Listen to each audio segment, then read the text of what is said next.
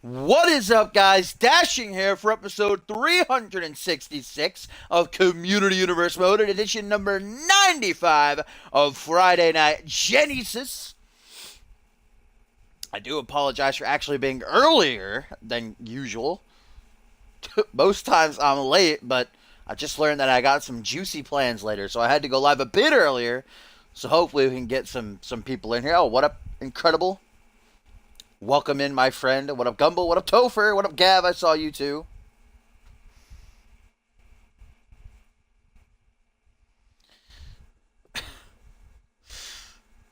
eh.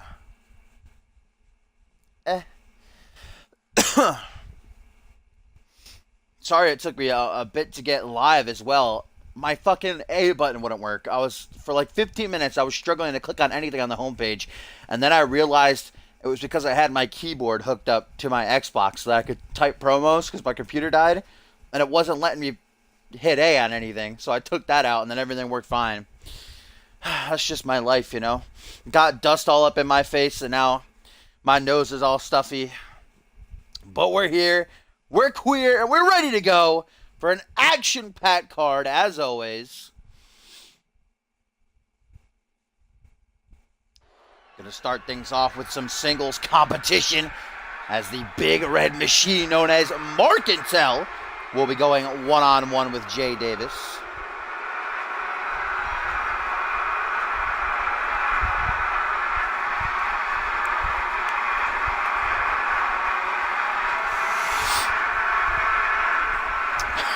The keyboard dilemma.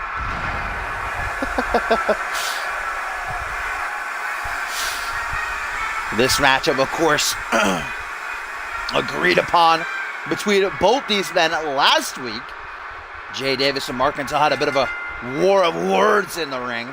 We know that Markintel is confirmed for the Money in the Bank ladder match at Battle Scars in just a little bit over 2 weeks' time. Whereas Jay Davis very well may be looking at a light heavyweight title opportunity. Rubik threw down the challenge before the show started earlier tonight, saying he'll give Jay Davis a fair shot at the championship in a ladder match. Jay Davis has yet to respond, obviously focused on his matchup here with Markintel, as he most definitely will have to be. Not the first time these two have fought. They actually fought on pay-per-view earlier this season. Oh, what pay-per-view was it? I want to say it was one of these specials, actually. Shit, I don't remember. But Jay Davis did win. I remember that much. Jay Davis was victorious in the encounter.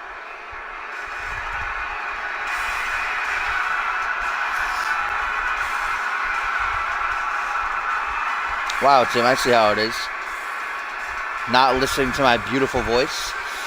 And speaking of Rubik, it looks like the light heavyweight champion is going to be joining us ringside for this opening matchup. The Brazilian born, clapping, trombone playing motherfucker. Going to be getting a front row seat. Like I said, issued that challenge to Davis for Battle Scars, a ladder match for the light heavyweight title. Last week they went one-on-one, but it ended up going to a double countout. Looks like Markintel's not going to give Jay Davis any room here to enter the ring. Bumping right into each other. Davis doesn't care, though, not even looking at him.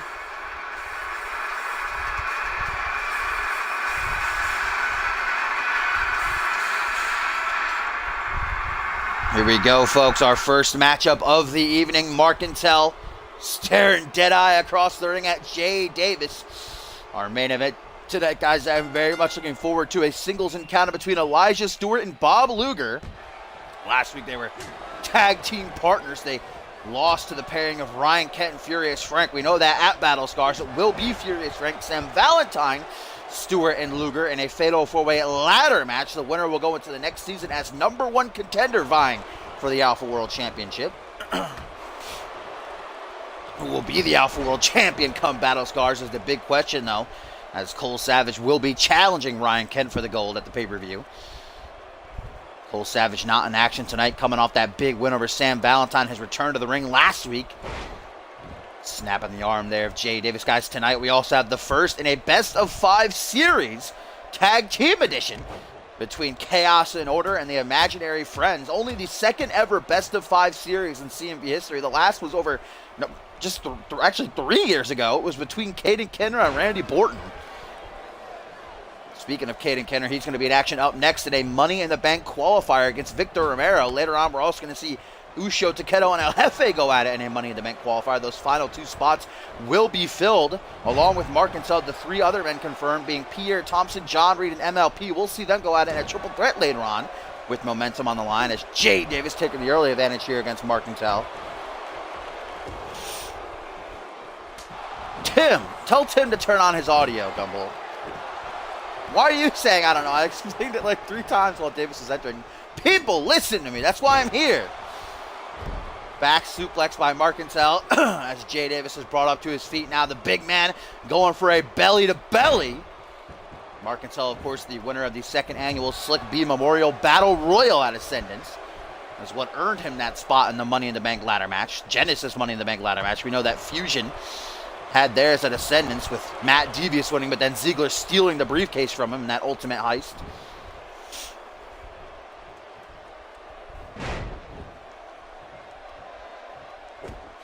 MLP did not lose yet. That matchup's coming up a little bit later on.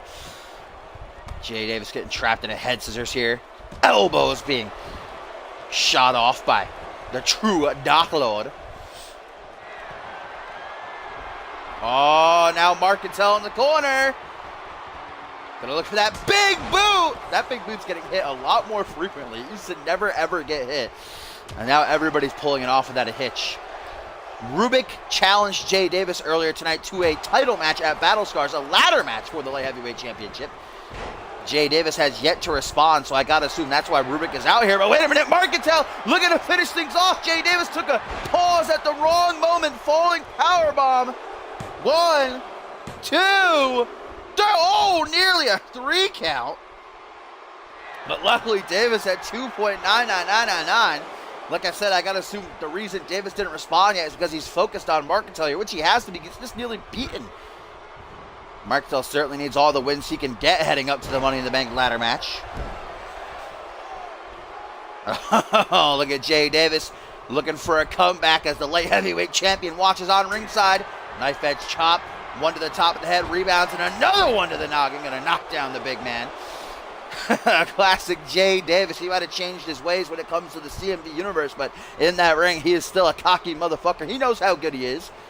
Can Markentel try to bounce back here? Is things coming to an end? No! Nice elbow to the side of the head to stop that GTS from happening. Markentel with the athleticism. Nice side kick there.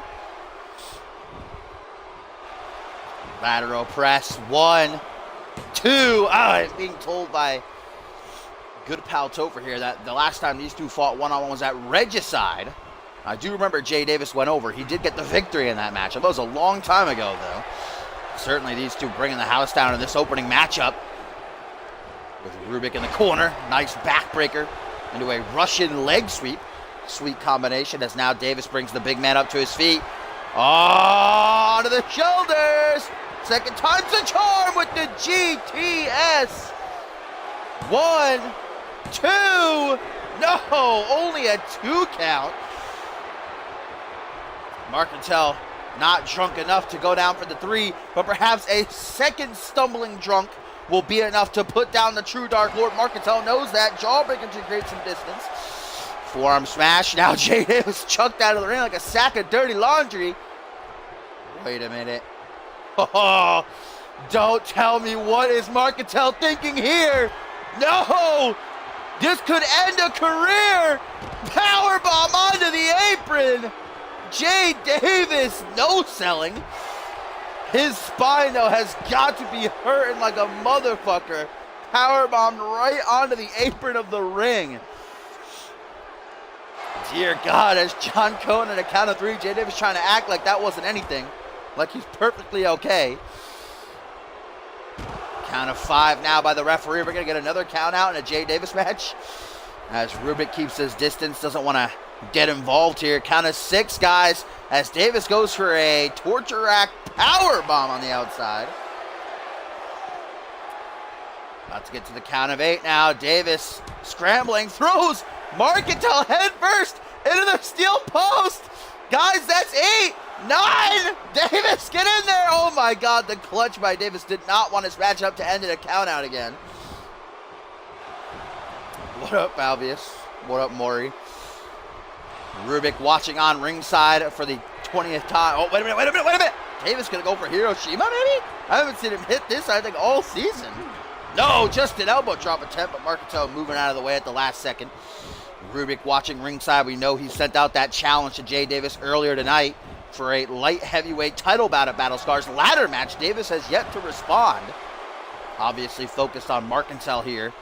So Rubik parking himself ringside. Getting a close-up of this one. That's Markito with a gator roll and then a crossface cinch. Not looking for the submission. Our co-main event tonight, guys, is going to be one hell of a doozy. You better strap yourselves in because it's going to be Bison, Dua, Maxwell locked inside of a steel cage. A rematch from Ascendance, of course, last week after Bison had defeated Pierre Thompson. Dua Maxwell came out and absolutely beat the holy hell out of him. So tonight they're going to look to finish things once and for all inside of the steel cage as Davis a second time, stumbling drunk, lays him on his ass, hooks the leg. 1, 2. Oh, only a 2 count. Davis now in control, has it open and going to taunt right in front of Rubik. Respect was shown by Jay Davis and Rubik last week after their matchup between each other. Obviously by Rubik, who offered a light heavyweight title match to the Rebel, to the Irishman. As Markito looks to catch a quick breath, comes back in, back elbow to Jay Davis. Guys, this has been a great matchup, but it looks like it might be coming to an end as Davis, with stumbling drunk, knee shot straight to the face. 1, 2, 3, no! Wow, and Davis actually arguing with Cone here because he thought that was enough, and I did as well. Even Rubik did ringside. He was celebrating. He was cheering Jay Davis on. This has been a phenomenal matchup. Wait a minute. Markintel with a tombstone pile driver. That's new. Crosses the arms, guys. Oh, Rubik ringside calling the attention of the ref. Now, why would Rubik want to go and get on Markintel's bad side? Rubik might have just saved this matchup for Davis, though. Because I think that would have been enough to seal the deal. A tombstone pile driver. Davis doesn't seem to be exactly awake right now, though. There you go. Short arm, shoulder block, and try to take advantage of the opening that Rubik created for him. 1, 2. Only a 2 count.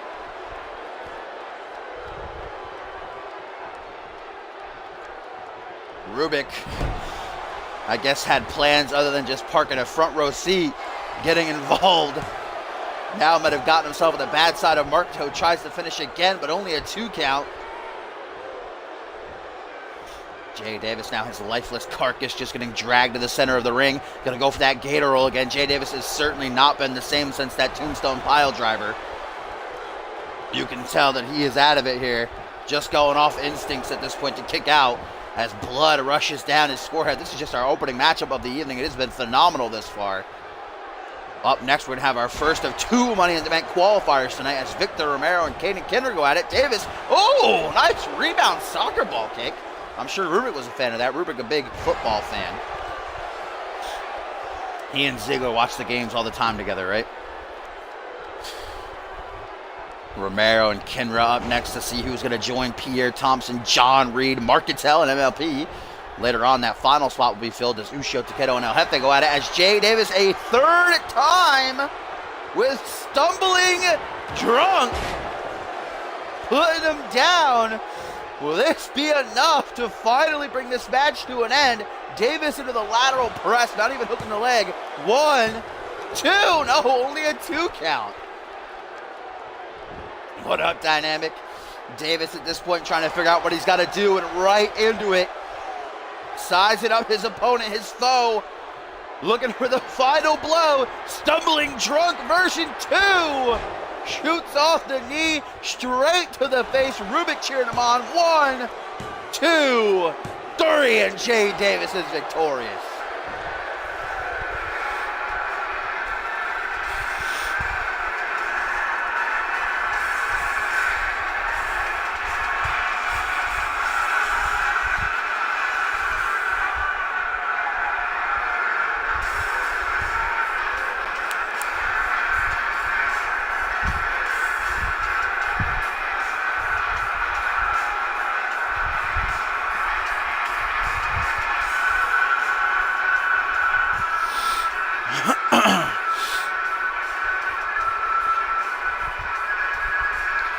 Jay Davis, guys, with the win here with an assist by Rubik, mind you. Distracting the referee after Marcantel hit that tombstone pile driver, which probably would have brought the match to an end. And now the question is, will Davis respond to Rubik's challenge for a light heavyweight title showdown at Battle Scars in a ladder match?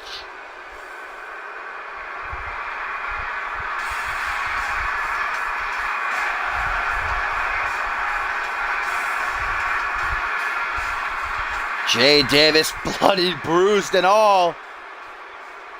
Rubik, though, I don't know if that was smart, getting Marcantel on your bad side. Or getting on the bad side of Marcantel, rather. Because I don't think the big red machine is going to take that lightly.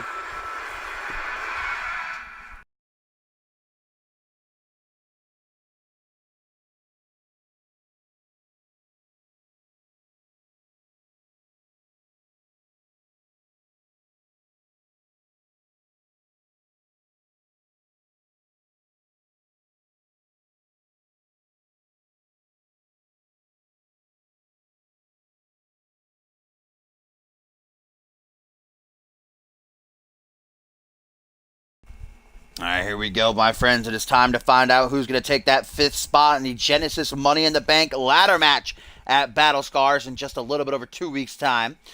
The current lineup consisting of Pierre Thompson, John Reed, Marcantel, whom we just saw, and MLP.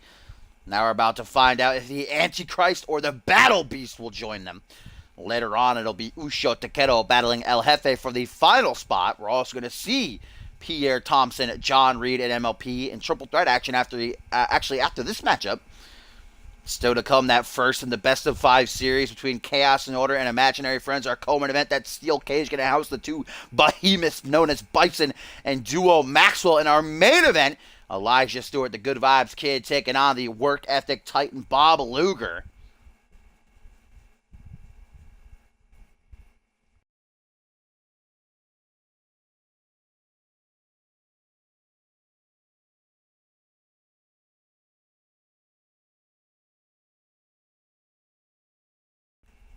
Of course, it would be a first time.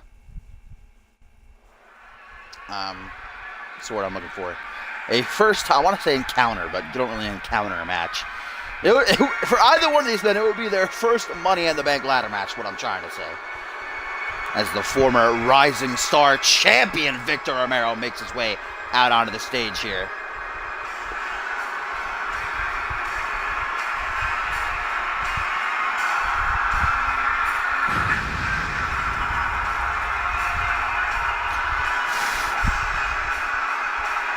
Hey, what is that? Got a big old hair in my mouth. Here he comes, the towering Inferno, known as Victor Romero. Obviously going to bring the power, the strength, the size to this matchup. As he encounters probably one of his biggest tests to date. Again, Romero is a former Rising Star champion. He actually lost the belt during the Ascendance 5 pre-show and panel. But this is an even bigger opportunity awaiting the newcomer to step foot into the ring at Battle Scars among 5 other men. The winner of which, of course, gains that contract for a world title match anytime, anywhere. They get to choose to cash in. But in order to join that lineup, he's going to have to get past Double K, Caden Kenra, the Battle Beast, who is no joke. Former 2-time Anarchy champion, CMV veteran. Though he has indeed never been in a Money in the Bank ladder match, he has been involved in ladder matches in the past. Actually, earlier I touched on our first ever Best of 5 series. Tonight we get the second ever. Only the second ever Best of 5 series. That's kind of crazy.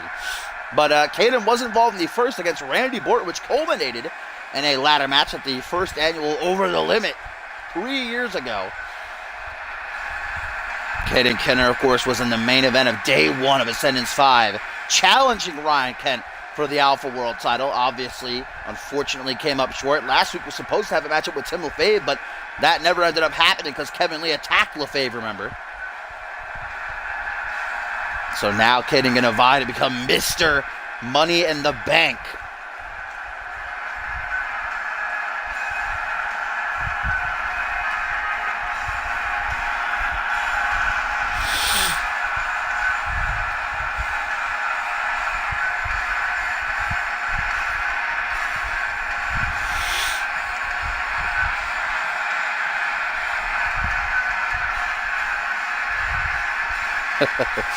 Tomcat really not a Kinra or Kent fan. Here we go, guys, for a spot in the Money in the Bank ladder match. Victor Romero, Caden Kinra, who is going to join the lineup. So far, the 4 men confirmed in, oh, nice way to start off the match for Kinra, not so much for Romero, but Pierre Thompson, John Reed, Mark Cattell, and MLP, all of which have never been in a Money in the Bank ladder match before either. Every single one, no matter who the winner is, it will be a new face to the main event scene. Well, when they cash in, at least. And of course, just because you become Mr. Money in the Bank doesn't automatically mean you will be champion. We have had people cash in and lose in the past. Last year's winner, Nick Blake, cashed in and did not win the championship. You also have Sophia Gibson over on Ferocity, who cashed in and did not win. But of course, the odds are in your favor, for 5 men have cashed in and been victorious. As Caden Kinner, I don't know why he just looked at the ref and was like, what am I doing? Gets a push to the chest, though, for his troubles. Later on, we are going to have Usho Takedo. Nice counter there by Romero, catching Double K with a Samoan drop. We are going to have Usho Takedo returning to the ring as he battles El Jefe for the final spot in the Money in the Bank ladder match. Some personal beef behind that one as well after what happened last week with Usho Takedo tearing up that girl's sign. But right now, Victor Romero utilizing his strength as he bullies Kinra with the trio of deadlift gut-wrench suplexes.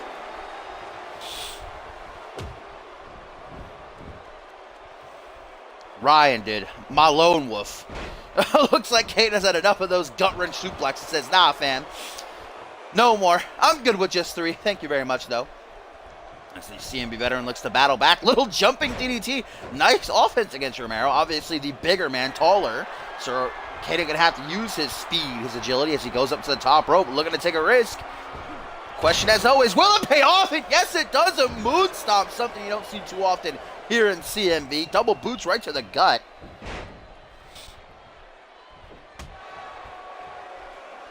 Punch off to the midsection by Caden Kinner as he closes the distance now. Fortunately, that's not good news for him.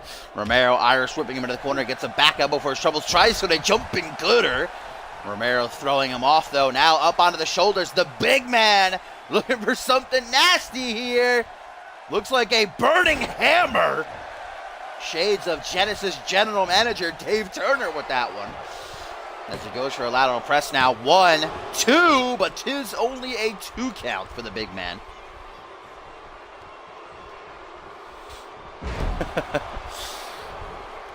Razor's only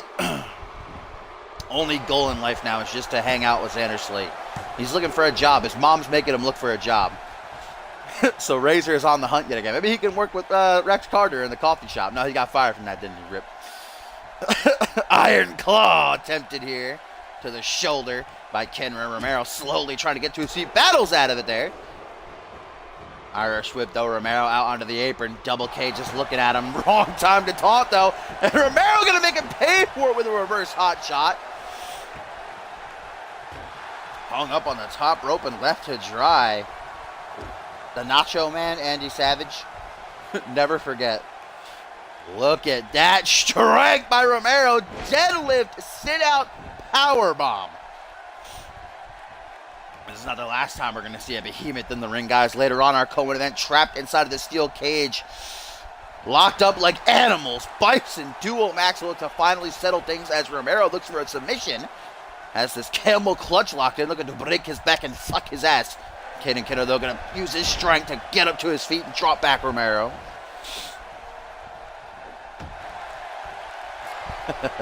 Oh, Romero, guys, just shot for possibly a finishing maneuver. Caden countered, and now Kindred Spirits attempted, but Romero with a well-placed punch to the side of the head escapes. Not quick enough, though. There's the speed advantage of Caden coming into play. Snapmare, and then a kick to the back of the head as Caden taunts the Antichrist. Now some kicks right off to the face. Up to the top rope goes Kidder yet again. The second time in this matchup. He was successful earlier with the moon stomp. What's he going to try for now? Oh, went for an HBKS elbow drop, but unfortunately that did not pay off for him. As now Romero looking to take advantage of the opening that's been created. But no! Caden counters again. Wrong time to taunt. A second time Kenra taunts right in front of Romero in this matchup. Going to pay for it with a belly-to-belly. Remember, this is for a spot in the Money in the Bank ladder match at Battle Scars in just a little over 2 weeks' time. These two are going to give it absolutely their all. With the season coming to an end, only 4 Genesis episodes left after this one. Of course, the season finale going to be the Fusion exclusive pay-per-view Retaliation. So for the Genesis Superstars especially, it's time to go into overdrive because Battle Scars is the last time they will be featured on pay-per-view this season. As we get a knee off to the face by Double K, now creates some distance. Thought he might go for erratic static. Instead, going to pander to the CMV universe, giving Romero time to get back up to his feet. Caden Kenner sees this big old knee straight to the jaw. Now Caden going to bring the Antichrist up to a vertical base. Caden with the hook to the jaw. Nope, countered again. Can't get off that Kindred Spirits. And now Romero going to go for that running sit-out powerbomb. Oh, but unfortunately a rope break. Lucky for Caden as Romero now marks his dominance. Giving Caden time though, and especially against a veteran like that, that is a big mistake as Caden closes the distance. Goes for another wheelbarrow face buster. He hit that at the start of the matchup. Again, no pin attempt though. That's a mistake if you ask me. Brought up to his feet again as the big man hooked to the jaw. This time will he finally get Kindred Spirits? Yes, he will. Romero dropped face first down onto the knee of the Battle Beast, but no selling it. Gets off a punch to the ribs, allows himself to get up to his feet. Now a front headlock. European uppercut, distance created, closes in, does the Antichrist, drops down behind, notice Caden stomps the quad, and opening now, Caden shoots in, looking for erratic static. Romero counters though, hook to the jaw from behind, full Nelson slam. And now Romero playing around with Caden Kenner, taunting him to get up to his feet, grabbing him by the hair. Romero's not waiting around again. Gonna go for that running sit-out powerbomb. Successfully lands it. This time, no rope break. 1, 2. No, only a 2 count. That will not be enough to take down the Battle Beast. Romero, can he close in? Can he bring this match to an end? Kenny with an arm drag, puts him down on the one knee. Double K with a kick to the chest. His kicks are lethal. Caden realizing he's in big trouble after taking that second running sit-out powerbomb. Slowly approaching Romero in the corner. What's he going to try for? Nope, Romero sucks him in. Counters, shoulder crusted out of the ribs. Oh my God, Romero easily 300 plus pounds. Caden Kenra in a bad way as the big man climbs up to the second turnbuckle and drives all of his weight down onto the chest of the Battle Beast. And now Romero going to give it another go. Caden Kenra is hurting for certain as Romero looks to seal the deal. Up into the air and bringing him back down with the jackhammer. Making sure there ain't no rope breaks is Romero playing it smart. 1, 2. No! Caden survives the jackhammer. Oh, but look at Romero, says, nah, you're done, fam. What is he going for here? Oh, have no idea, just bumping into Caden, as now he puts him in the corner. Back elbow, though, by Double K. Gonna try to seize this opportunity with a nice hangman's neck breaker. Caden, can he close in? Grabbing Romero by the beard, brings him up. Hook to the jaw again, going for Kindred Spirits. Money in the Bank spot is on the line, ladies and gentlemen. Does Caden have it? Hooks that tree trunk of a leg. 1, 2, but no tres. Romero up in a seated position now. Caden gonna look for some elbows to the chest, successfully executed. Romero is feeling the pain right now. As Caden gonna go to the apron. What the hell is Caden Kidder trying for here? Ooh, nice senton.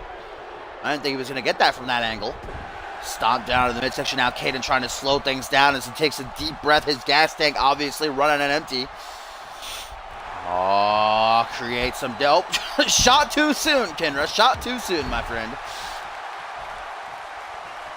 Romero, though, beginning to stir. Irish whip into the corner. Kenra, what is he doing here? He's wasting time when he should be finishing. Gonna pay for it yet again. Maybe not. Jawbreaker. Caden shoots in. Oh man, throws going for erratic static, teasing me. Forearm smash, spinning soul, and another wheelbarrow face buster. This time into the pin, guys. 1, 2. Oh, it only had 2 count. Caden dropping down to one knee.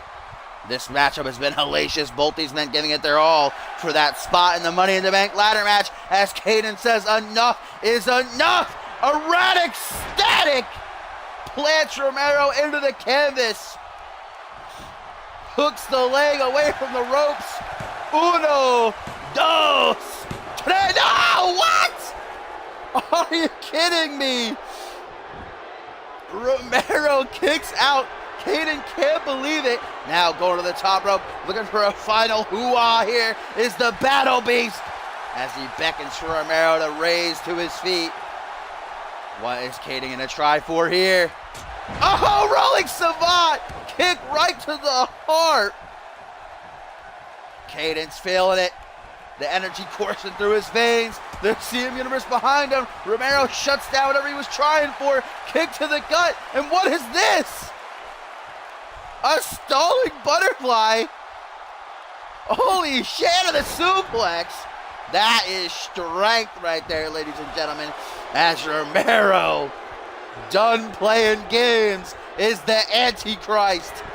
Will the second time be the charm? Jackhammer.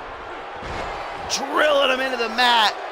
Hooks the leg. No playing around. 1, 2, 3. And Romero is going to Battle Scars to be in Money in the Bank.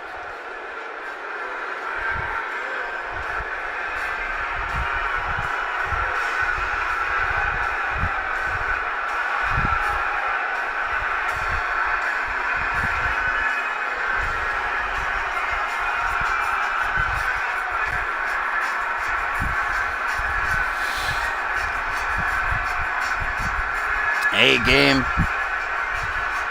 brought by both men in this matchup. They gave it absolutely their all. What a match it made for, but Romero is going to be the man filling up that 5th spot in the Money in the Bank ladder match at Battle Scars 3. He joined Pierre Thompson, John Reed, Marcantel, and MLP. As Caden gonna go home empty-handed yet again. Now only that 6th and final spot remains. It will be filled later on when Ucho Takedo battles El Jefe.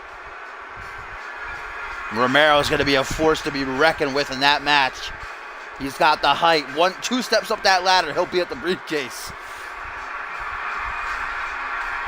We've certainly got a hell of a lineup already. You got the strength, the power of guys like Pierre Thompson and Marcantel and Romero now. And then you got the speed of John Reed and MLP. Well, I was about to hit exit.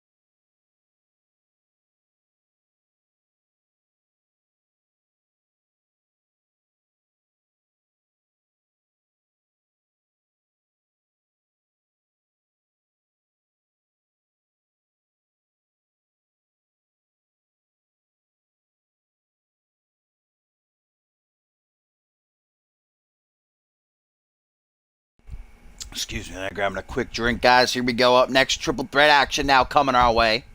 As MLP, John Reed, and Pierre Thompson are going to mix it up. 3 of the confirmed superstars for the Money in the Bank ladder match at Battle Scars. Going to vie for momentum here.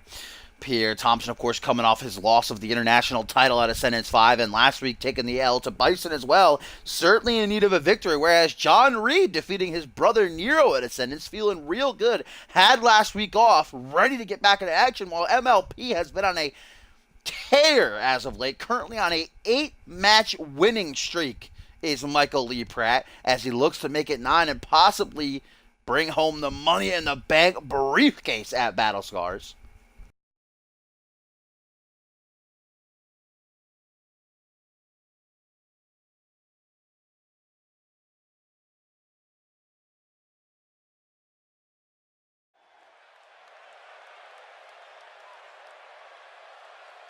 MLP certainly is the dark horse of the lineup. There's no doubt about that. The most inexperienced, but currently doing the best out of everyone confirmed. An NGW alumni is Pratt. Especially the way that he started on the main roster, breaking Sandon Slate's long-standing record for shortest time in the Royal Rumble match. He was eliminated in the blink of an eye. Then he went on a bit of a losing streak for a couple weeks, but something just changed. MLP just became an absolute machine in that ring. Nobody has been able to stop him. And that's why Dave Turner has given him the opportunity to be in Money in the Bank. Well, his winning streak most definitely is being tested tonight. As in a triple threat, he doesn't have to be pinned or submitted to get an L added to his resume, his record, rather.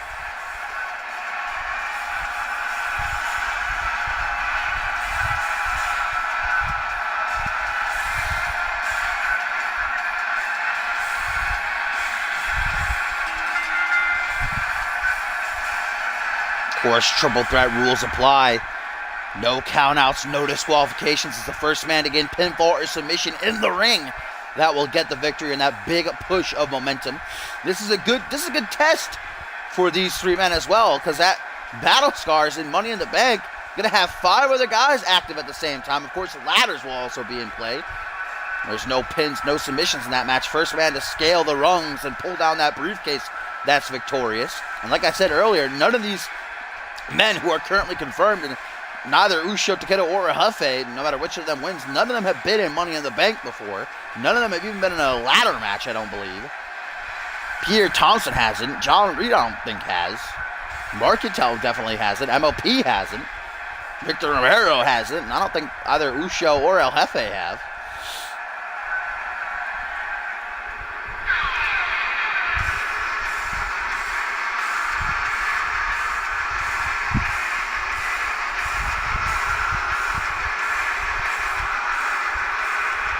Here we go, ladies and gentlemen.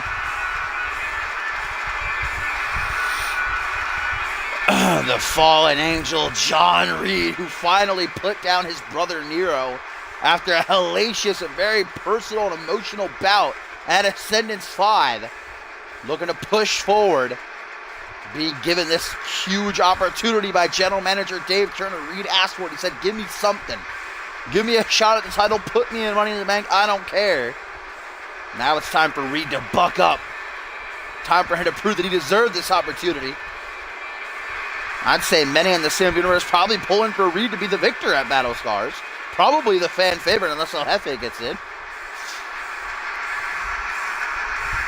Reed just recently embracing the CMV universe. Finally letting them in. El Jefe.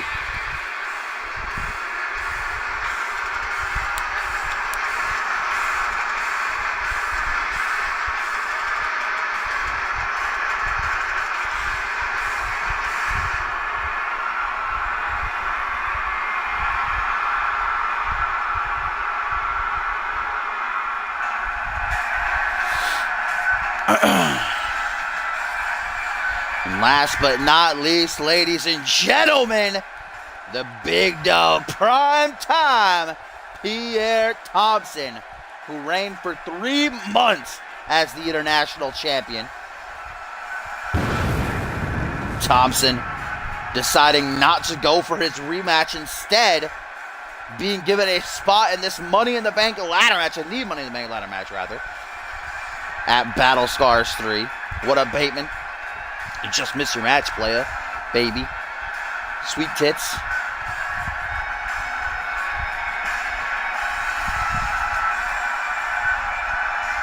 And like I said earlier, Thompson has hit a bit of a riff rough patch as of late, losing his title at Ascendance to Guri Sukhanov, and then last week taking the L against Bison. Gonna see Bison caged like an animal later on tonight when he and bitter rival Duo Maxwell finally look to end things. That's our co-main event.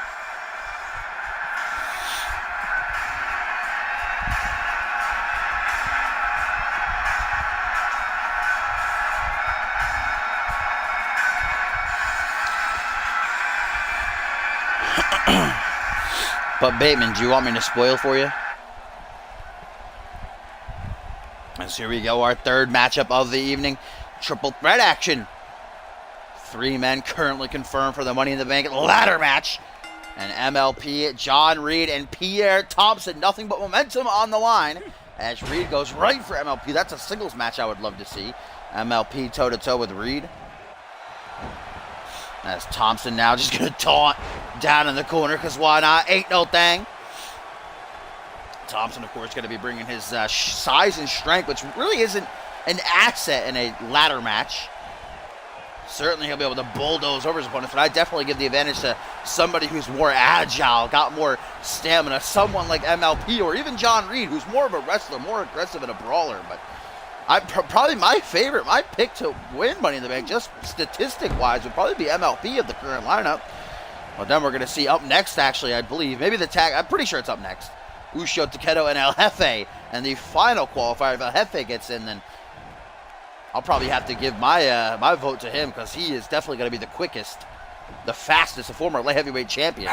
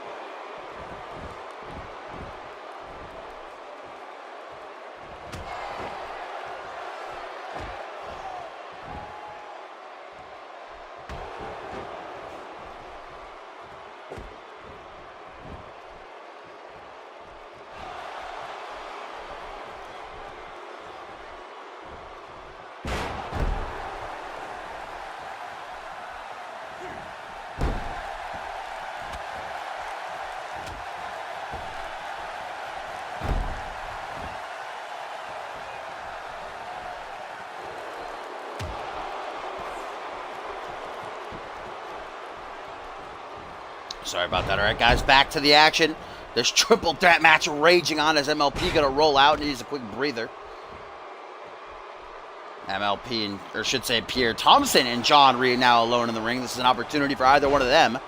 Remember, it's first man again, pinfall or submission that will be victorious. No countouts, so MLP can stay out there and rest as long as he needs to. Seems like he's starting to get back to his feet now. This mic's getting too small for my head. It's like squeezing my brains out. Now it's John Reed who rolls out. Pierre Thompson taking down Michael Lee Pratt. Still to come, guys, later on. We're going to have that first in the best of 5 series between Chaos and Order and the Imaginary Friends. First ever tag. Oh, Reed's just going to taunt right at me. What am I doing? I'm a big fan, Reed. Jeez. Maybe it's because I said MLP is my favorite to win. I apologize. I like you, Reed. Don't worry about it. Forearm smash down to MLP as Thompson just drops to the ringside like a sack of stones. Jawbreaker creates some distance. Reed gonna close in. Here's that one-on-one dream match I'm talking about. A couple of stomps to the midsection. The most experienced of the current lineup actually is Actually, no, it was Markentel. Markentel been around the longest in CMV, but Reed gonna be a second as MLP is dragged towards the middle of the ring. His elbow drop interrupted by Pierre Thompson. Wasn't too happy about it. Thompson now going to get thrown into the corner. Irish whip out of it. Goes right past MLP. Charges him. Double knees to the spine, though. Creates some distance. Now a double leg takedown. Some of that amateur wrestling background coming into play. And then a highlight out of nowhere. 1, 2... Oh, but on a 2 count, MLP able to maintain its streak, keep it alive for now. That came out of nowhere. Pierre just turned around and said, here, take this, fam. Irish whip now. Reed back to his feet. Gonna close in. Don't know what he's gonna try for there. Thompson counters into an arm drag. Now up onto the shoulders. Prime time with a flapjack. Reed rolling out of the ring. Obviously hurting. MLP closes in. His momentum used against him, though, with that hip toss into the pin. Again, Thompson obviously desperate for a victory after all the losses he's taken lately. Seated position now as Michael, as Pierre closes in, trying to keep up the attack, trying to stay in the driver's seat. Big old forearm smash. Really going to rock him. As MLP going to go for the DDT. Might have just snapped Thompson's neck in half. My God, he is laid out. Goes for a pin. There are rope breaks in it. Oh, there are no. Apparently there aren't. I thought there were. John Reed breaks up the pin anyhow. Pierre Thompson's arm was definitely under the bottom rope, clear as day. I thought there were rope breaks and triple threats. I guess not. MLP now surveying the carnage that lies around him. Trying to mount a comeback here. A couple of clotheslines nicely executed. Put to the corner is Reed. Big old lariat. Watch out, Pierre. Ducks Reed's clothesline attempt now. Turns around. Bam! Yet another one that a kip up as Pierre just taunts from the corner. Why not? He's got the time. He's got the opening. Trying to keep up the attack, but Pierre just rushes him. Blindsiding him with that belly to belly. And just like that, MLP is done for. Now this is the opportunity for Reed or Thompson to try to finish things off. While MLP's down, he can't break up the pin. There you go, Reed right there with a lateral press. 1, 2, but only a 2 count for the Fallen Angel. Live here on Genesis, our third matchup of the evening. Reed wasting time though. Such a pivotal moment in this matchup where MLP is down and so is Thompson. Gonna choose to pander to his new fans, his newfound fans in the CMV universe. Arm wrench there by Thompson. Oh, who's doing that ritualistic dance of his that usually hypes him up. That's when you know Thompson means business. He's going to come back. MLP back in the ring, though. Blindsides Thompson. And now MLP closing in, perhaps looking for the edge of glory. Ooh, knocked away, though, by Reed into a Michinoku driver. Now Reed realizes it's time to stop playing around. Shoots for the whippersnapper, I do believe. Oh, MLP! What is this? Oh, lung blower, double knees to the spine out of the power bomb. That is a nasty move as he hooks the leg. 1, 2. Oh, so close to maintaining his winning streak, going to 9 in a row. MLP's got most definitely the most momentum behind him right now. He is riding high on that wave. Oh, runs right into a Superman punch by Thompson. 1, 2, 3. No! Ooh, wow. It doesn't get much closer than that. That was a great moment right there. MLP just ran right into the punch. And now Reed gonna get him some. No, Pierre Thompson ducked out of the ring, up and over. Like a sack of garbage. Both men back in the ring as MLP's down on one knee, trying to get back up to a vertical base. MLP and Pierre Thompson gonna work together for an assisted enziguri to Reed. Now it's just Michael Lee Pratt, the big dog, prime time alone in the ring. Punch to the side of the head, goes for a kick to the gut, grabs it though, enziguri now by MLP. Dragged out of the corner. Hooks the leg, will that be enough to finish? 1, 2, no it will not. As you see Reed just sitting up, looks like he's napping. He's taking a quick nap mid-match. Get him in that head scissors. Pierre able to escape though. That big head was caught for a moment. Kick to the gut. This triple threat match rages on. These three men beating the holy hell out of each other. Reed finally back to his feet as MLP with the edge of glory. Reed trying to break it up preemptively. Now having a whole lot of success though. 1. There you go. Breaks it up that time. Wrong time to hit it for MLP. Didn't see that Reed was getting back to his feet. Kick to the gut now by Michael. Oh, but a jawbreaker. Gonna snap the young man back. The youngin. Elbow to the side of the head, though. Reed very well may have been trying for the fall there. Instead, gets a high angle back suplex. Drops him right on his neck and now gonna pin Pierre Thompson, because why not? 1, 2, not even a 3 count. Not even a 3 count. Obviously not. So hardly a 2 count, I was gonna say. Not even a 3 count. Wow. What is Reed doing here? Shotgun drop kick into the corner. The back of Pierre's head just whiplashing off the second turnbuckle. Now Reed, sensing that Pierre Thompson is hurting bad right now, goes for an Enzu lariat.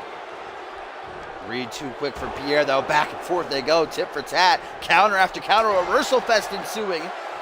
As MLP back to his feet, gonna slide into the ring just in time to perhaps pick up the highlight. What are you doing, MLP? There you go. Thought he was about to pull a Ryan Kent. Oh!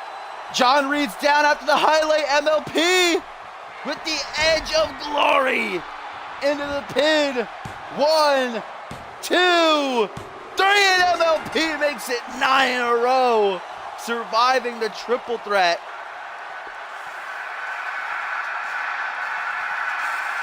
MLP against the odds of having to face 2 opponents, able to get the win with a second edge of glory on Pierre Thompson after Reed was dropped with a highlight. And that is why MLP is my pick, ladies and gentlemen. But at Battle Scars, it won't just be 2 opponents he's facing, it'll be 5 other men in that ring with him. Will he be able to climb that ladder and become Mr. Money in the Bank? We'll have to wait 2 more weeks to find that out, but tonight, MLP gonna be celebrating. Great triple threat, chaotic triple threat, and a great win for Pratt right here. A second edge of glory to Pierre Thompson after Reed was knocked out with a highlight at the hands of the big dog. And that was what it took to get the Uno Dos Tres MLP victorious. 9 wins in a row. This kid is incredible. This is the future of Friday Night Genesis and very well may be Mr. Money in the Bank.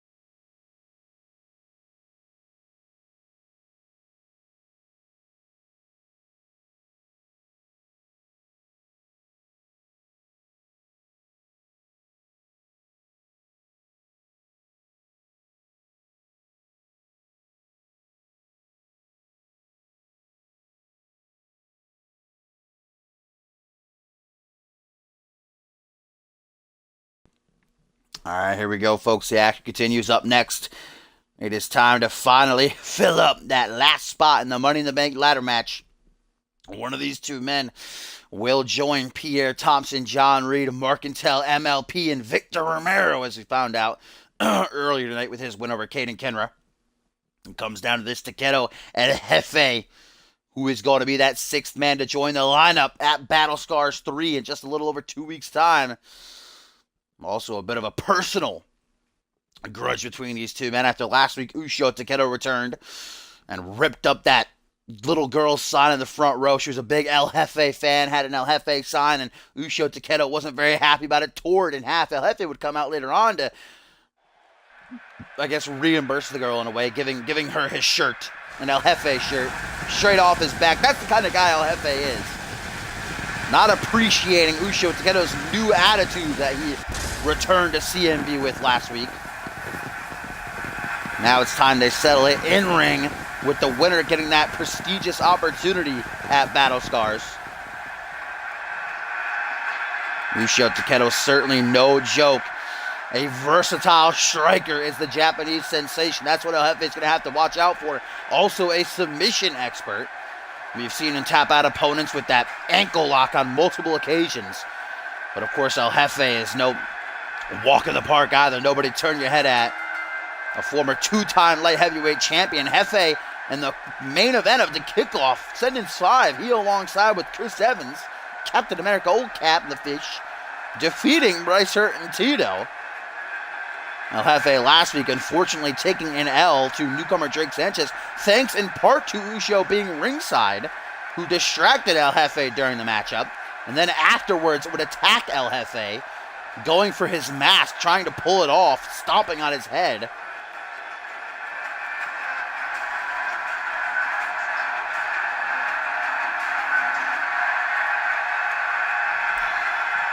Ushio Takedo, ready for action.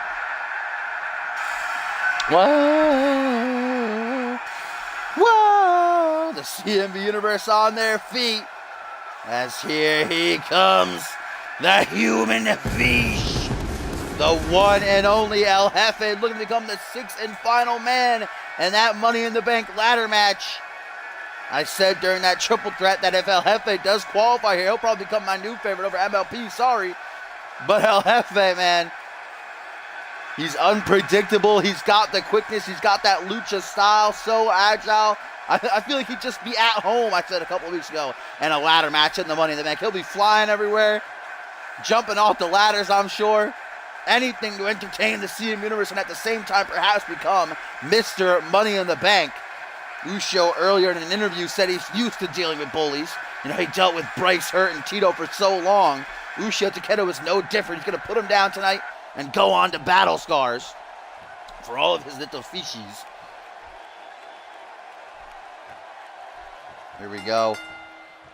Referee rings the bell. Uso Takedo, El Jefe for the final spot in the Money in the Bank ladder match.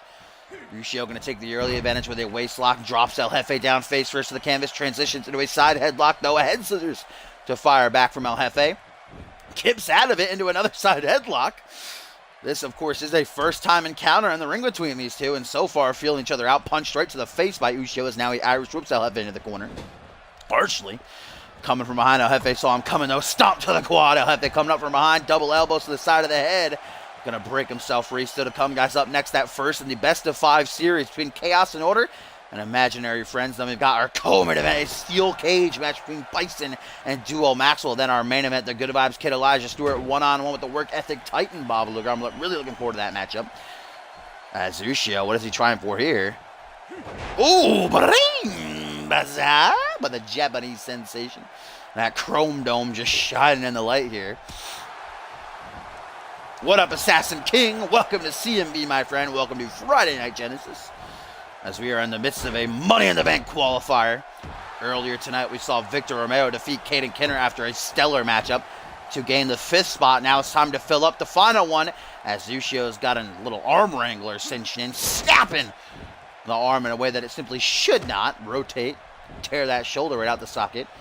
That's now, there's El Jefe. Like I said, he's at home, flying up the top rope, zipping all over the place. Gonna take a risk here as he beckons Uso to rise to his feet. That's quite a distance. Uso gonna be able to, oh no, decides to jump off as Uso charges him. Forearm smash now, gonna back him into the corner. Boot to the side of the head though, comes up from behind, headbutt. Of course, El Jefe was involved in that brutal car crash over a year ago that mangled his face. That's why he wears that mask. Uso last week tried to tear it off and expose him to the CMV Universe.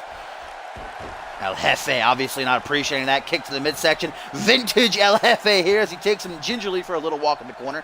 Bouncing up to the top rope. Arm drag. And a throw him overhead halfway across the ring. Now El Jefe closing into the ring apron he goes. Once again, Uso getting up to his feet. El Jefe lining up the shot. Springboard. He never hits that. He either botches it or he doesn't hit it. Should probably think about trying something new, maybe. Not right now, though. Oh! It was like a backpack, double knee backbreaker type maneuver thing. That's what I'm going to call it. I like the little wings El Jefe with a new attire here. Ooh, lion salt by Uso. Hooks the leg now. Going to try to finish out early on. Only a 2 count, though. For a spot in the Money in the Bank ladder match. We saw what Romero and Kinra put themselves through earlier tonight. I'm sure it'll be no different between these two foes. As El Jefe Irish whip to the corner. El Jefe now going to try to battle back. There we go. Nice takedown and an elbow for the shoulder blade. And a kick to the other shoulder. El Jefe's going in on the arms in this matchup. I don't know why. Uso going to take El Jefe's arm and snap it over his shoulder. Goes for a forearm smash. El Jefe, though, deflects it like a pro. Irish whip in the corner, coming up from behind. Oh, man, Uso knew it was coming. He studied the tapes. Counters it. Oh, my God. German suplex right into the top turnbuckle. That looked like it hurt. And now going to capitalize. Bear knee to the side of the head with the Shining Wizard. One of my favorite moves and a deadly one at that. Especially with the exposed knee, guys. El Jefe might be out. Rolls him over. Hooks the leg. 1, 2. Only a 2 count, though. El Jefe able to power out. The question is, for how long can he stay in it? Still some life left in him. Punch to the midsection. 1,000,000 miles a minute this match has been, as El Jefe now closes in. Fireman's carry to take him overhead. Ushio going to try to finish. He can sense at the end is 9. Money in the Bank spot on the horizon, as he goes for a wrist clutch Northern Light suplex. No bridge, though. Ushio bringing El Jefe up to his feet. El Jefe's hurting, no doubt about that. Irish whip off the ropes. Rebounds right into the arms of Ushio. Catapults him. Oh, forearm smash. Lays out the human fish. Hooks the leg. 1, 2, 3. And Ushio is going to Money in the Bank. All the fishies in the crowd being let down. Oh, no replays, I guess. As Ushio, with a loaded forearm smash off the catapult, gains the 6th and final spot in the Money in the Bank ladder match. What a vicious way to put down your opponent. That was nasty, and now Ushio is going to Battle Scars. Look at that, just leaving the carnage in his wake. The fans booing Ushio hard. They wanted to see the human fish. They wanted to see the Arriba Man of Money in the Bank, but Ushio having absolutely none of it.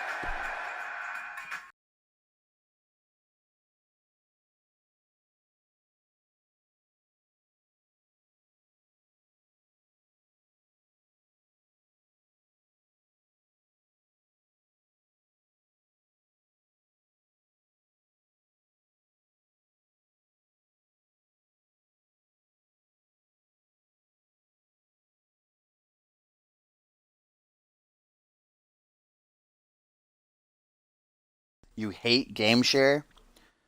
It ruined your Xbox. That's unfortunate. I don't see how it could. But rip in peace. Here we go, guys. The action continues. Up next, we have the best of 5 series kicking off between Chaos and Order and Imaginary Friends. The second ever best of 5 series in CMV's near 4-year history. The last of which I touched on earlier was nearly, I think it was exactly, not exactly. I think it was actually a little bit over 3 years ago. Between Randy Borton and Caden Kenner, they had a best of 5 series over the Hardcore Championship, aka the Anarchy Championship, which actually culminated in a ladder match at the first annual Over the Limit. And now, all these years later, a second best of 5 series is set to begin, this time Tag Team Edition, as Chaos and Order are going to battle Imaginary Friends. And guys, I can actually announce that per General Manager Dave Turner, this has been made a #1 contenders best of 5 series. So Chaos and Order battling Imaginary Friends. If you don't know how a best of 5 series works, it's going to be 5 matches. Whoever wins the most is victorious. Let's say Chaos and Order are to win this matchup, and then the next 2, we won't even have to go on to the final 2 matches. Chaos would have won 3. So basically, whoever gets the 3 wins first between these 2 teams will be victorious. And on the season finale, the final episode of Genesis this season, before we pack up and head into season 5 on 2K18, we'll get a World Tag Team title shot against whomever the World Tag Team champions may be, because we know at Battle Scars, Rise will challenge Zach Cage and Nick Blake for the belt. So that's big news to fire up the already intense competition between these 2 teams. We've seen them go at it. They're actually in a best of 3 series leading up to Ascendance for a #1 contendership, which Chaos and Order won. So now they're cranking it up a notch. We've seen them go at it in ping pong tournaments. We've seen them, oh God, what else? Freaking video games they've battled each other in. Games of rock, paper, scissors even. These 2 teams are very extremely competitive between each other. I don't think that's a word. But now the opportunity to challenge for the belts in the season finale. Chaos Order were close at Ascendance 5. They challenged Zach Cage and Nick Blake for the belts. Unfortunately, they fell short. They want another crack at the titles. Imaginary Friends, though, they have been on a bit of a losing streak these past couple of weeks. Can they turn it around tonight, pick up the first win in this best of 5? And I can tell you that the second matchup in this series will be on next week's Reality Wrestling. And every single matchup will have a different stipulation. So this is a normal tag. Next week on Reality Wrestling, it will be a elimination tag. And then on next week's Genesis, it'll be a tornado tag anarchy rule. Should it get to the 4th matchup, it'll be tornado tag elimination. Should it get to the 5th and final matchup, it'll be inside of a steel cage. But tonight it is just a normal tag between Chaos and Order and Imaginary Friends to see who gets the first point in this best of 5.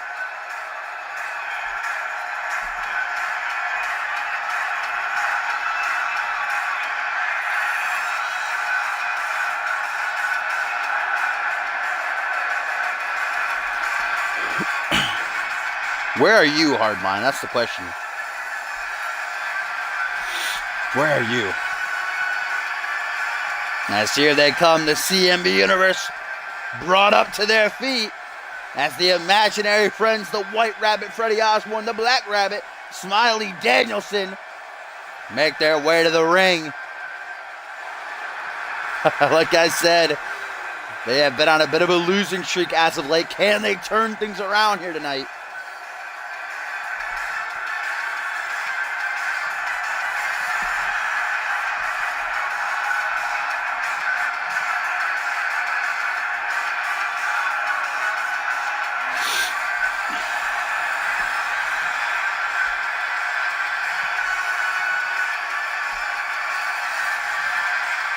Imaginary Friends ready for battle here. And that's what it's going to be. These two teams know each other extremely well at the back of their hands. Going to be Reynard Audrey starting things off against Smiley Danielson. Reynard, the more hard-hitting and aggressive of the Audrey twin brothers. So here we go. The bell rings. The first and the best of 5 series guys up next. In our co-main event, a steel cage will descend upon the ring, and Bison and Duo Maxwell will be locked inside as they look to finally bring their bad blood to an end. An Ascendance 5 rematch. Our main event, Elijah Stewart, Bob Luger, one-on-one with a lot of momentum on the line. They were partners last week. They weren't able to get the job done against Ryan Kent and Furious Frank. Tonight, only one of them can walk out the victor. Rebounds off the ropes as Danielson here looking for a Hurricane DDT, and he gets it, spiking him headfirst off the canvas. And a kick to the chest to follow through. Rolls away quickly, does Reynard, right into a boot to the midsection.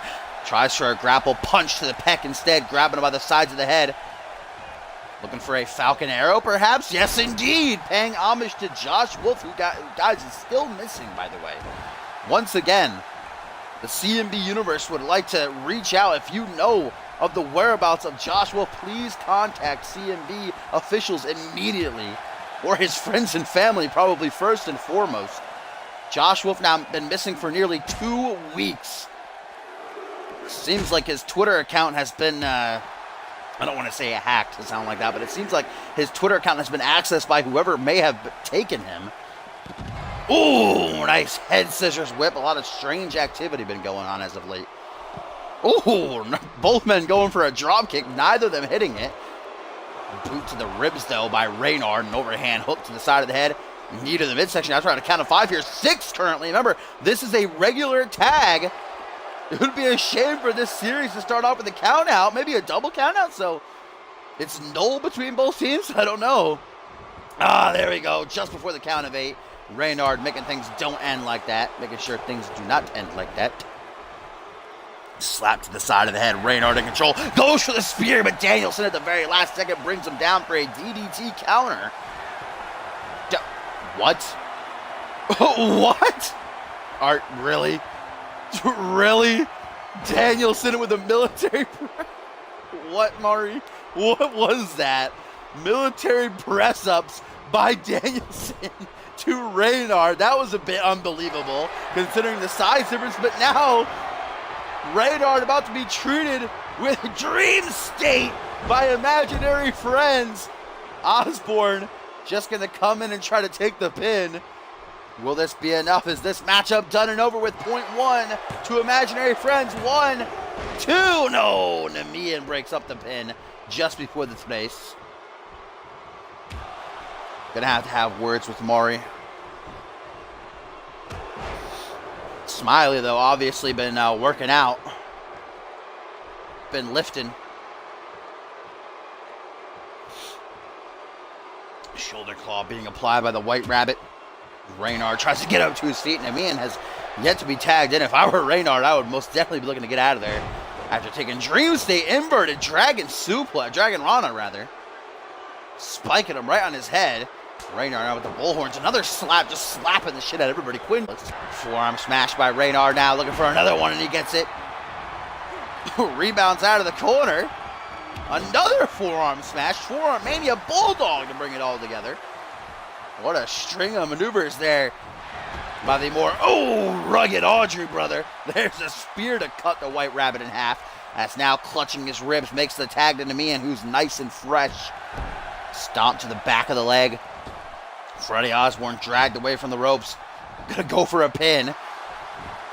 Hand right in the mouth. 1, 2, but only a 2 count for Osborne, who's struggling to get back up to his feet. Rolls out of the ring, a quick breather, rolls right back in, face to face with Namian. Irish whip, caught with a shoulder tackle. Freddie Osborne is a big guy. He stands, jacked full of muscle. Namian, of course, the more agile between he and Reynard. Looking to make a tag out already? No, into the corner. Gonna taunt some, gonna mock Osborne. Osborne down on one knee, catches a punch to the back of the head. Punch to the midsection, though. Trying to close in. Scoop slam attempt. Freddie Osborne wiggles free, and what a DDT. Dropping Namian right on the top of that head. Grabbing him by the ears. Osborne kicks to the gut. Vintage Freddie. As he goes for the wrist clutch Northern Light suplex. Beautiful bridge being applied. 1, 2. Oh, and he nearly got it as well. That was a very close count. Namian is reeling right now. Freddie Osborne knows it. Irish whip over towards Smiley. Are we going to get another Dream State? Perhaps the Rabbit Stampede. The Rabbit Stampede's coming through. You see Reynard over there trying to argue with John Cone that this isn't legal to go and break it up, but it is, because for the count of 5, they tag out, keeping it perfectly 100% fair as they just stomp away over and over and over and over again before finally Danielson tags himself in. Freddie Osborne, the stronger, flinging him double boots right into the chest. Freddie Osborne doing a little jig. He loves it. Will this be enough? Hooks the leg to Danielson. 1, 2. Oh, but only a 2 count. Namian staying in there, but for how much longer? Springboard. Danielson trying to keep up the pressure. Moves out of the way, and now Namian letting us all know he's okay. Checking to make sure the moneymaker's intact. Punch to the back of the head. Gonna target that arm, looking to snap it in half. Into the Fujiwara. Namian doing work right now. Gonna release the hold though as Smiley grasps at his wrist. Brought up onto his feet. Clothesline by Namian. Another clothesline. Ducks Smiley's attempt. Off the ropes. Oh, tilt-a-whirl single knee backbreaker. Namian's not done though. What's he going to try for now? Hook in the leg, hook in the arm. Dark matter as he flips him over. That might be a rope break. No, Uno. Dos no tres, though. That looks like a rope. Not sure. John Cohen called it. He's the official. It was no rope break. Luckily, Smiley kicked out on his own. Namian wants to stay in the driver's seat. Tries for a suplex. Stalled by Smiley, though, into one of his own. The competition between these two teams at an all-time high, starting off this best-of-5 series with a win. Tell the tale of how the rest of it will go. Into the corner, tag to Reynard. We've seen this before. This has defeated the Imaginary Friends on multiple occasions. This assisted tombstone pile driver by Chaos and Order. Hooks the leg. Will that be enough to seal the deal? 1, 2, 3. No, are you kidding? No 3. Smiley surviving. Namian was able to push Freddie Osborne out of the ring. They just went out there and punched him in the back of the head, because why not? As Osborne rushes to get back to his corner so Smiley can maybe make a tag. He's obviously, oh my God. What is this moveset? Launched up into the air. Reynard sits flying with that flapjack, tries for a 5-knuckle shuffle, but gets a boot to the face. Reynard is now the legal man. Oh my God, the Sunjin. Whew. Inverted atomic drop by Smiley. Looks like it dealt a lot of damage. It's old Reynard. Brought up to his feet. Irish whip into the corner. Might be looking for Helluva kick. Slowly approaching him. Smiley obviously playing it smart. Slap to the face as he lines him up on the top rope. What is this? Danielson now going to join him. What is this? Oh, double knees right to the ribs. That was nasty looking from Danielson. Could be enough. Hooks the leg. 1, 2. No, just a 2 count. You saw Namian out there on the apron. Wouldn't be any help breaking up the pin. He's tired. He's groggy. Tag to Osborne. Smile. You can see his shoulders are slumped. Reynard still face down in the canvas. Freddie gonna try for a pin of his own. Maybe the more weight he packs gonna keep him down for the count. 1, 2. Nope, still only a 2 count. The first in the best of 5 series between these two tag teams. Who's gonna take home the first point? Remember, a tag team title shot on the season finale is on the line. The season finale of Genesis, that is. The last episode of Genesis this season. Whomever the World Tag Team Champions may be by that time, whether it's Rise, whether it is Zach Cage and Nick Blake, they will be putting their titles in line against one of these two teams. Drop kick to the side of the head. Not giving Osborne a chance to breathe, though. Irish whip into the corner, perhaps a second time. That assisted tombstone pile driver. Osborne wants none of it, though. Kick to the side of the head. Now Reynard put into the corner. What's Freddie thinking of? Oh, we rarely see him hit this double rebound crossbody. You saw Namian distracting John Cone. 1, 2. Oh, and the distraction was enough time to give Reynard what he needed to power out of that pin. Oh, rake of the eyes now. Dirty heel tag is being applied. Freddie Osborne, though, had fake eyes in, I guess. That didn't hurt him too much. Didn't phase him. Now they're just exchanging kicks to the gut. Irish whip into the corner. Imaginary friends. Looking for a second dose of Dream State. Slamming him into the corner. Is Danielson going to make the pin or making sure there ain't no rope breaks? As he now hooks the leg. Imaginary friends to take home the first point. 1, 2, 3. As Freddie nails them in with a German suplex. Imaginary friends take home the first point in this best of 5 series. What a match between these two. I don't know about Smiley's strength coming out of nowhere. Apparently has the power of 10 men. He was just flinging guys around like it was nothing. A very competitive back and forth matchup. Freddie Osborne, Smiley Danielson, the White Rabbit, the Black Rabbit. I'm going to go up 1 point. Can Chaos and Order battle back? Oh, Imaginary Friends make it a clean sweep.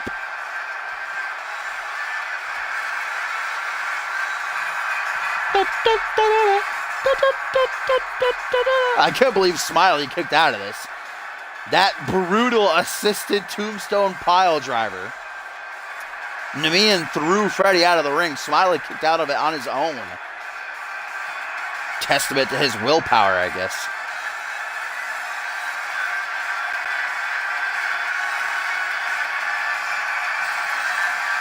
There was the finish. A second Dream State to Reynard Audrey was enough to get Imaginary Friends to 1, 2, 3 and the victory. Just me and you, Tomcat. Dead today. I guess that this is a sign I shouldn't go live earlier. Imaginary Friends with the W. A much needed win as well. Bring him there. God, I think they were on a maybe 4-5 match losing streak. That has all changed now. Osborne making sure his lovely locks are okay. Can they keep it up or will Chaos and Order bounce back?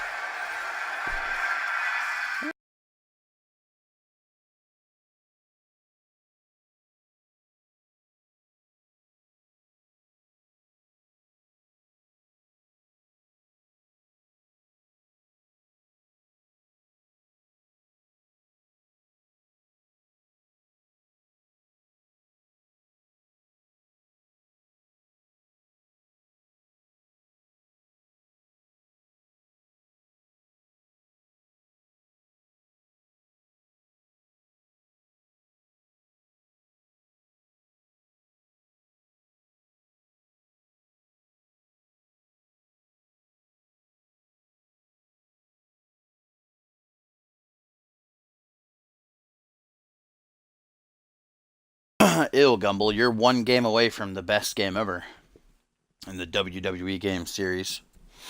WWE 12. Why are you playing 2011? Get out of here with that garbage.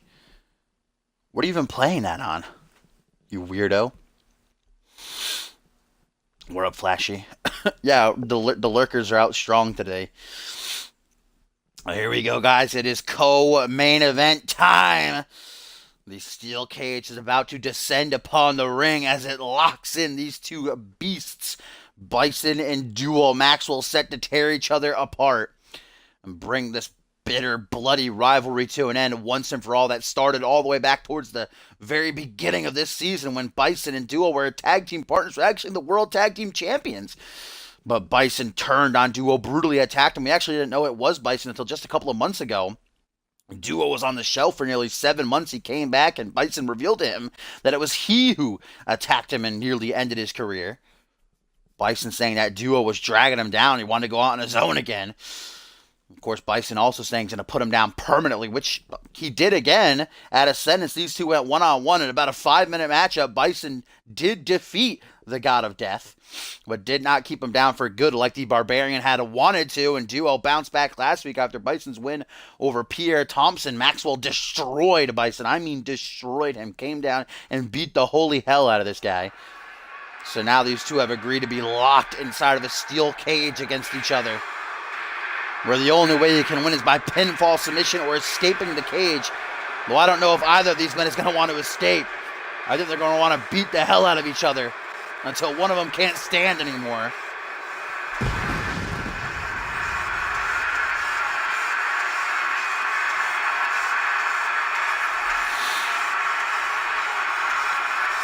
Bison has been on a run a mile long. Last week defeating Pierre Thompson.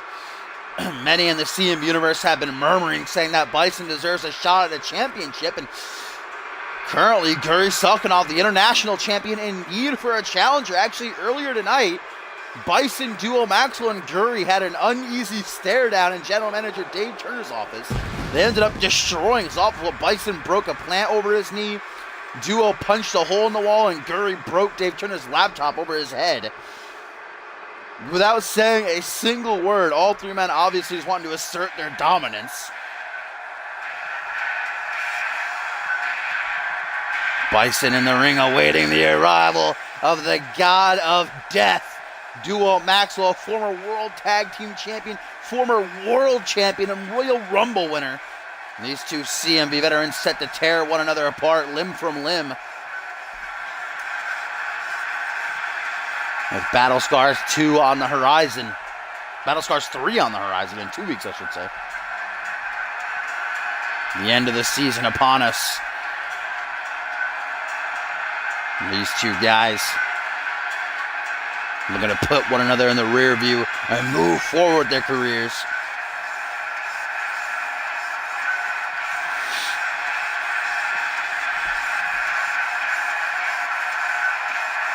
Drake Sanchez did not have a match, not on this show.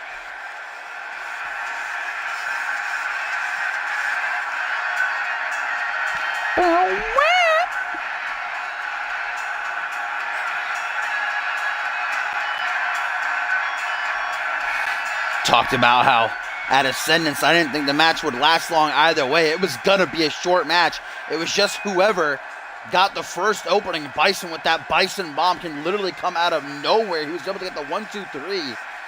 But these two have such a hatred for each other that it's not going to be a wrestling match. They're not going to have, a technical clinic. They're not going to put on the match there. They're going to beat the hell out of each other.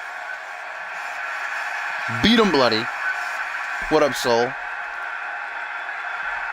Here we go. Bison, Duo Maxwell in the ring as the cage lowers around the ring. Only way to win is by pinfall submission or escaping the cage. Look at that. Duo charges Bison, and he's going to pay for it with a catapult power slam. I did stream at 2, not 3. I apologize. I gave warning on the site, though. Sit out powerbomb to follow it up by the Barbarian.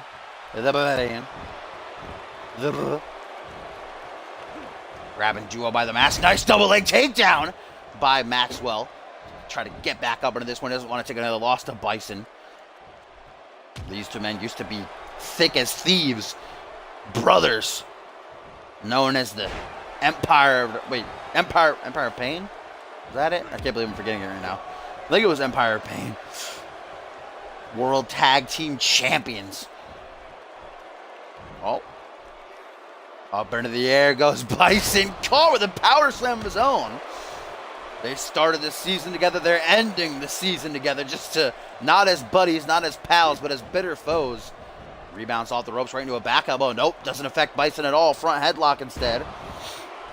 Trips him up. Does the original monster of CMV. Season 1 veteran Duo firing back with a DDT.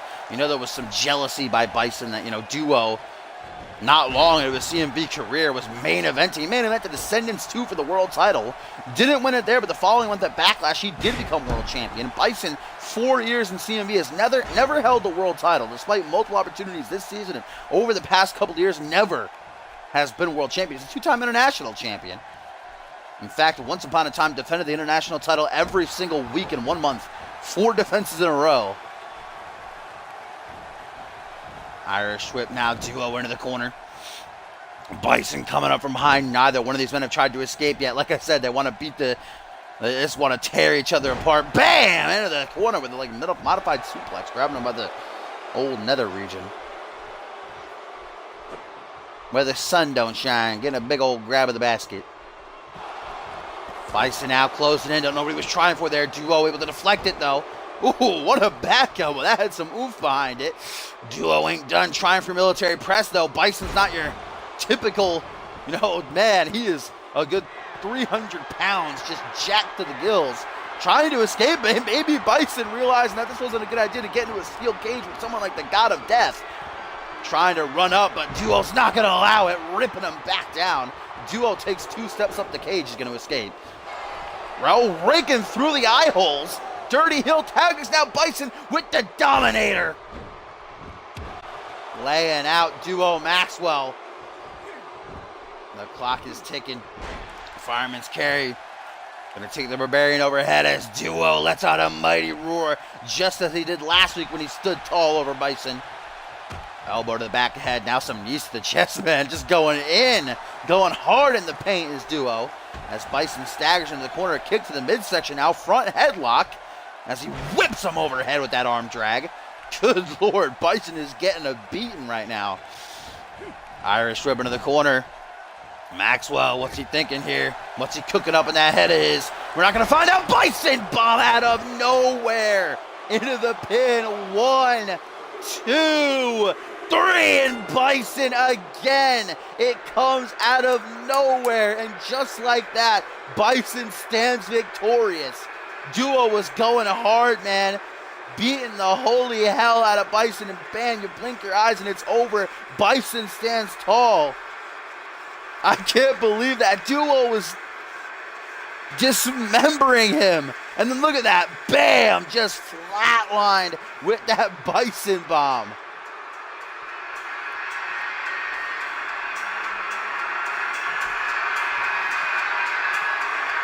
I don't know if there's a more destructive maneuver in CMV. 1 minute, Duo's on top of his game, looking like he's going to win. Just a second later, he's got his back on the mat, getting covered for the 3, as Bison once again is the victor over the God of Death.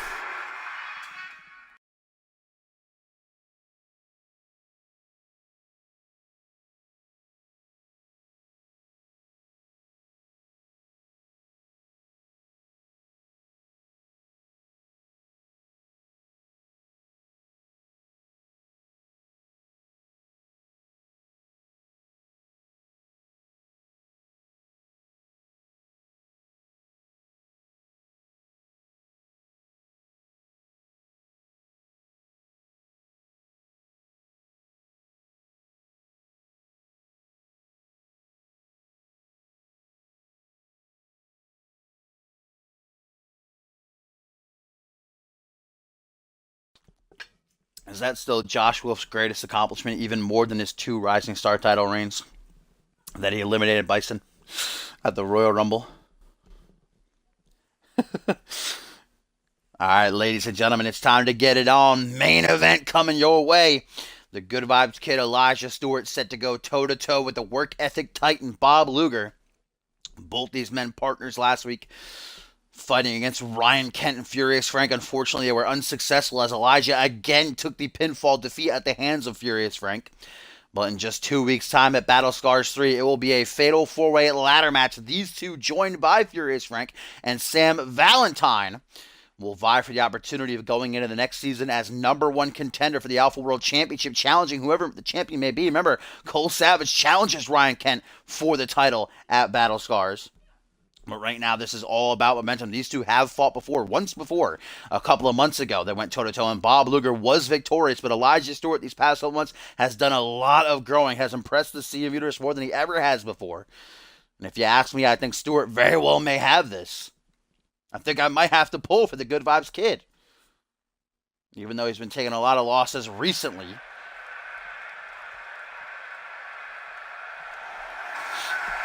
I talked about how last week he has my vote for the ladder match as well. Elijah has the most experience in a ladder match scenarios. He's been in Money in the Bank before.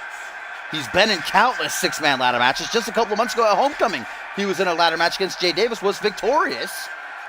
Whereas Furious Frank and Sam Valentine and Bob Luger have never been in a ladder match before in their careers. No, Sam Valentine was in one back at Regicide, I do believe. But for Frank and Luger, it'll be their first time in a ladder match. And on top of all that, Elijah, the quickest, no doubt, the most agile of the four. Be able to get up that ladder quickly, yank down the contract. That makes him #1 contender. Elijah says his only reason for joining the fray, looking for a contendership, is to make sure that Furious Frank can't have the belt. Which is a little bit petty coming from the Good Vibes Kid, but I can understand after all that Frank has put him and his Stewies through. Looking pretty dang, I gotta say.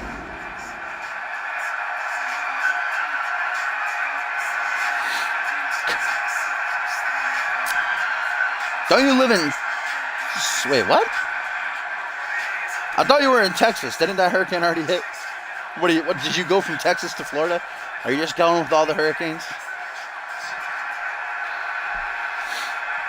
As I always say, flashy attires aren't going to help you when you're in that ring.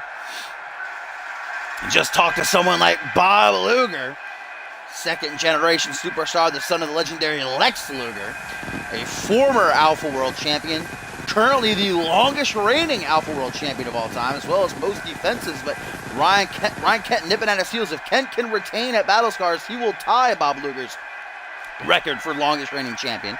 Though in order to do that, he's got to get past Ice Cole Savage, who looks to be in the top condition of his entire career, even though Kent doesn't believe it. Kent blowing it off, saying that some old man's getting thrown at him. How's it fair?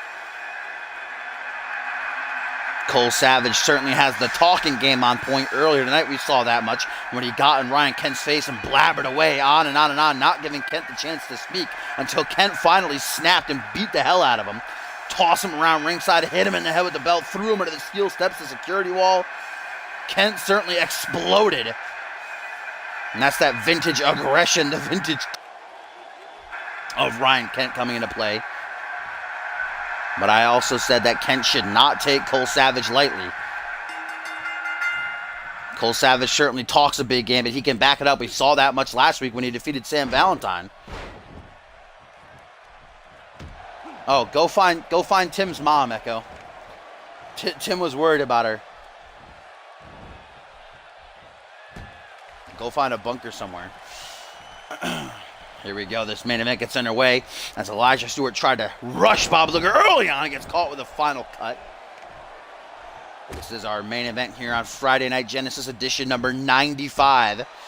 Monday Night Fusion, of course, our next show. And then we're just 2 weeks away from Battle Scars 3. Remember, after this, there will only be 4 shows left of Fusion, Reality Wrestling, and Genesis. The season finale going to be Retaliation, the Fusion exclusive pay-per-view. So Battle Scars 3 is the final opportunity for the stars of Genesis to be showcased on pay-per-view.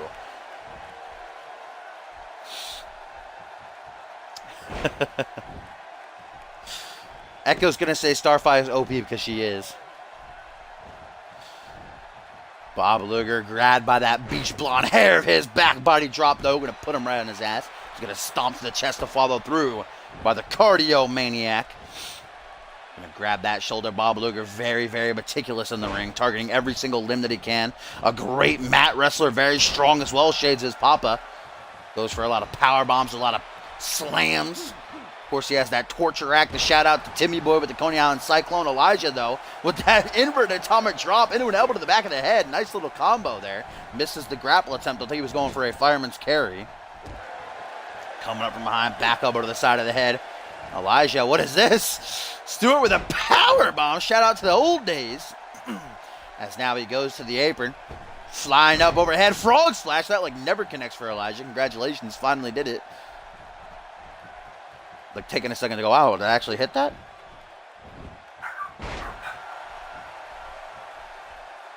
Bob Luger grabbing Elijah by the ears, brings him to his feet. Irish whip rebounds now right into a big old spine buster.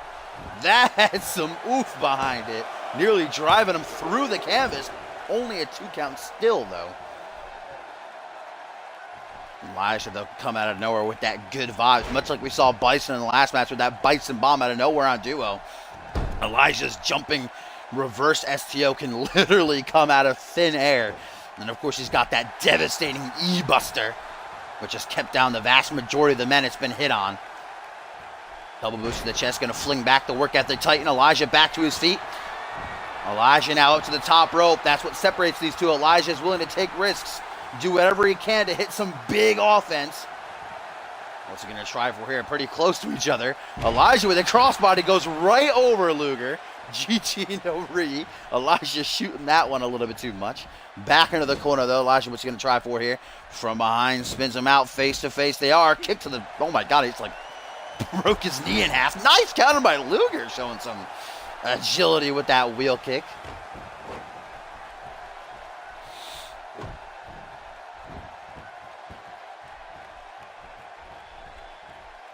Deadshot is not the easiest character. Oh, there it is! Good vibes! Out of nowhere by Elijah.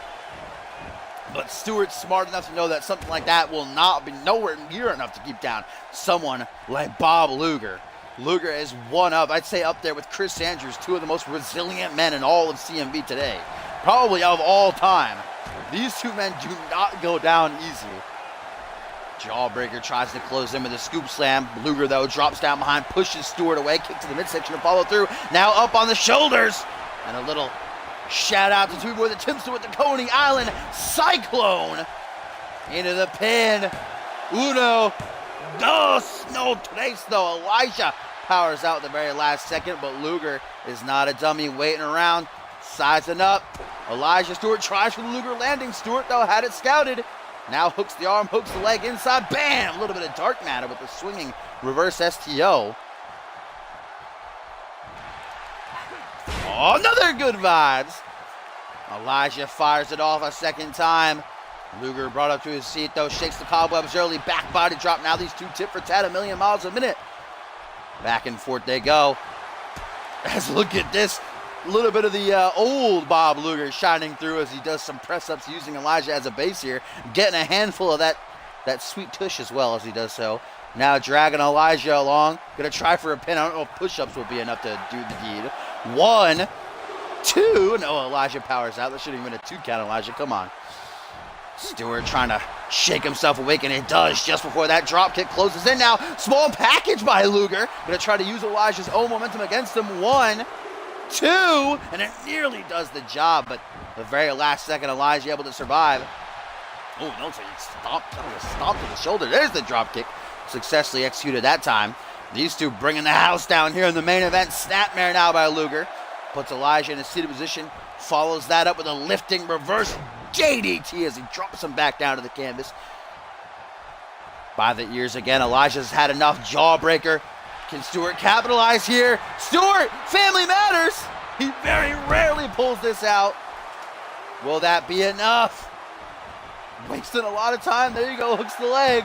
1, 2, 3. Elijah Stewart just pinned Bob Luger. Wow. What a win for the Good Vibes Kid. Family matters. A move he very rarely performs. Brings it out only in the most desperate of occasions, and I guess he was feeling it here. Elijah Stewart, victorious here. Beating Bob Luger. That is huge. What a win for Stewart. Look at this. Family matters. No E-busted tonight. No playing around from Eli. Uno, dos, tres. Stewart proving that he can hang with the big dogs. Battle Scars 3, a little, wait a minute.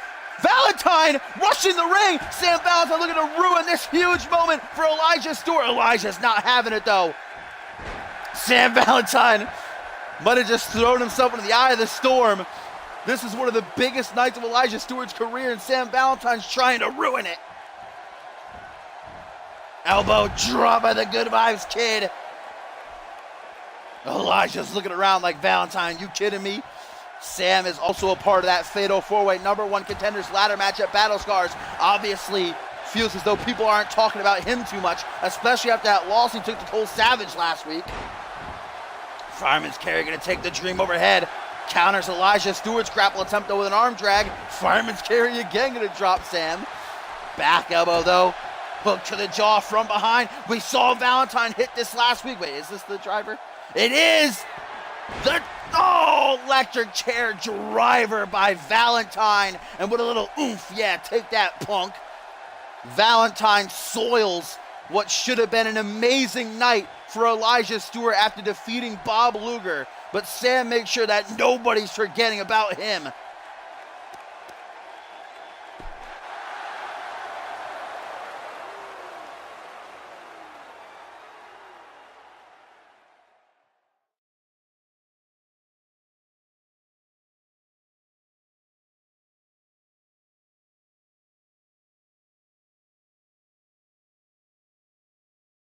And as always, guys, if you like what you saw and you want to see more, make sure you do indeed follow me. I'm not going to do a winter match.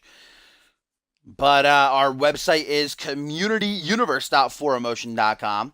If you do want a link, I will drop it for you in there right now in the chat. !join. We'll give you the link. You go on over there, click that.